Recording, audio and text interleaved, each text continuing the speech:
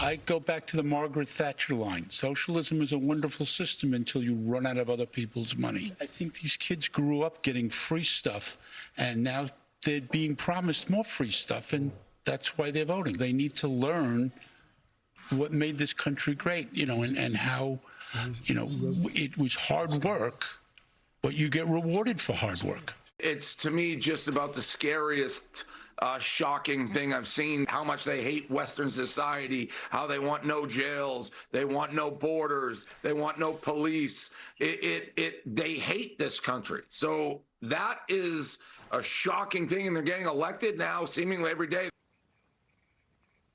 How is it possible? Outrage and even fear as far-left Democrat socialists take over the Democrat Party. Joining us now to talk about all of this, GOP Texas Congressman Wesley Hunt. And Congressman, there have now been a whopping 28 far-left lawmakers, and I mean far-left, that have won their primaries this midterms alone. Why do you think voters are choosing these candidates? What's behind it? Well, again, this is the anti-American sentiment that you were talking about at the top of the show. These people absolutely hate capitalism. They hate everything America stands for, and they are voting for these fools. But I will tell you one thing. When you play stupid games, you win stupid prizes. And when you put people in these kinds of roles, you are going to pay a very dear price. When you see the cost of goods go up, your taxes go up, your lifestyle decline, you're going to find out very quickly that communism is not the way. And if you do a quick history lesson, you will find out very, very shortly that people that come from communist nations don't want anything to do with communism. It always fails. And we are celebrating our 250 years of existence because we reject communism, we embrace capitalism, and we will continue to do so under President Trump's lead. Yeah, you never see people climbing over walls and barbed wire fence to get into a communist country. It's always the other way. But I want to get to this.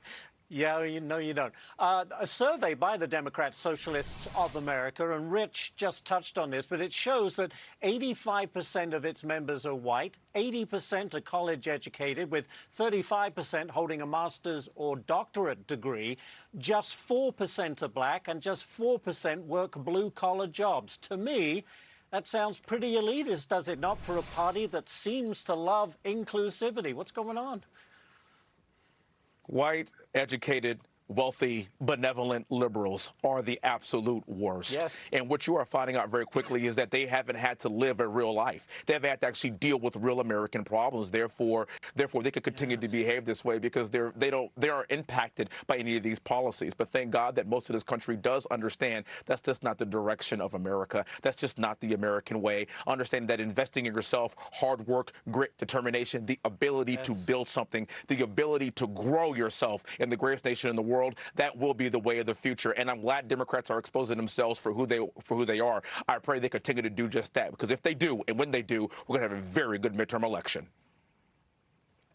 Well, yes.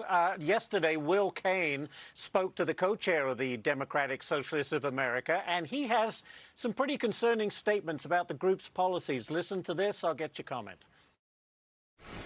We want to expand democracy in our government, like some of the things you talked about, like doing away with the Electoral College. That's a pretty undemocratic institution. We would not have open borders tomorrow, but we want a world in which all working people are taken care of. Every basic necessity, so that we don't need a militarized border.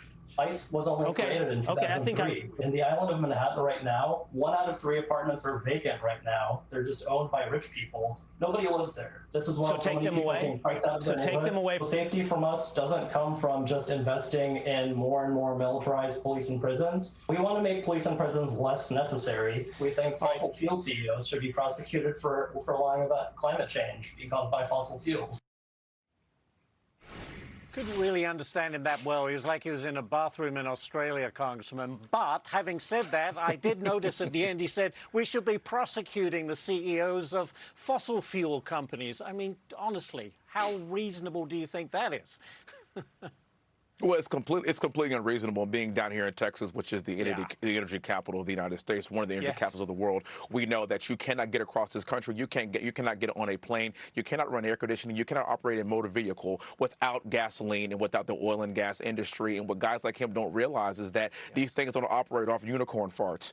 And at the end of the day, we will continue to show how important our innovation is going to be for the future, why oil and gas, why we need this, especially down here in Texas, and why we need to continue to innovate to ensure to make it cleaner, safer, and better in the United States than anywhere in the entire world. Look, we are not the problem. I mean, we are a growing nation, but what about countries like China and India? They are building a coal plant every single week, and yet we have Americans that are criticizing the way we are doing it here. Again, these are people that don't live in reality, and thank God that most of Americans do, and thank God that we have a president that's willing to put American priorities first, and we wholly reject this communism, this idea of socialism. This is not who we are as a country, and we are celebrating our 250th anniversary this year, and I couldn't be prouder to be an American. Yes, we are. Amen to that. Congressman Wesley Hunt, it's been a pleasure talking to you. Thank you for joining us.